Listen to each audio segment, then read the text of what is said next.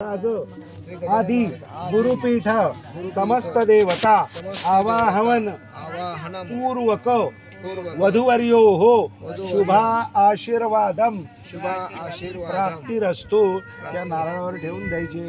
हे देवांना आपण सगळ्यांना बोलावलं, त्यांना गंध अक्षर हळद कुंकू वाहून पूजा केली. आता लग्न लागताना तुम्ही मंगलाष्टक ऐकायचे नाही असं असतं, पण आजकाल ते सगळं भोंगे असतात, त्यामुळे ते काय असेल ते तुम्ही बघा. फक्त लग्नाच्या वेळेला मंडपावर राहू नका, मंडपाच्या खाली उभे राहा आणि लग्न लागल्याबरोबर ही जी अक्षत आहे ही घेऊन यायची. तुमच्या जावयाच्या मागे उभं राहायचं, दोघांच्या डोक्यावर अक्षत घालायचं, मग तुमची घाट सोडायला मोकळी आहे. आलं लक्षात? पहिला जेवण खावण सगळं तयार झालं की यांना नैवेद्य दाखवायचा. मुलगी सासरी गेली की हे सगळं आवरून ठेवायचं. यातला एक नारळ विघ्नहर्त्या गणेशाचा आहे, एक कुलस्वामिनीचा आहे, एक कुलदैवताचा आहे, तुमच्या ग्रामदेवतेचा, नाही तर आपल्या मुंबईच्या तुम्ही जिथे राहता तिथली ग्रामदेवता, आणि एक सद्गुरूंचा आहे.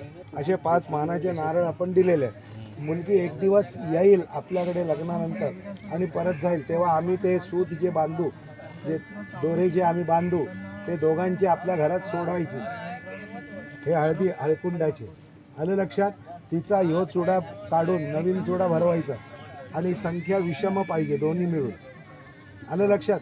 आणि ते मग तिला नवीन चुडा वगैरे धारण करून त्यांना गोडधोड खाऊ घालून तिला तिच्या संसाराला लागायचं.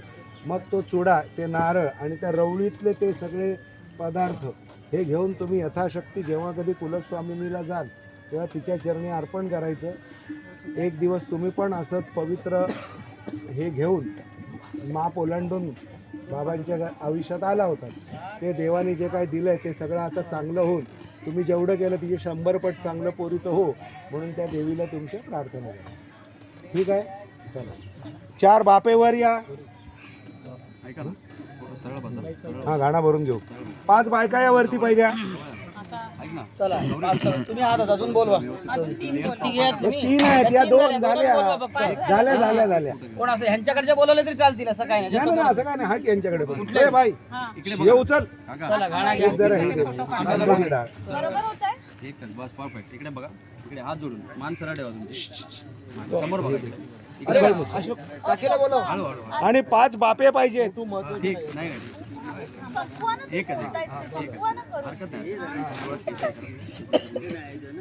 एक एक समोर बघा, इकडे बघा प्लीज. थांबवलं मान सरळ ठेवा मावशी.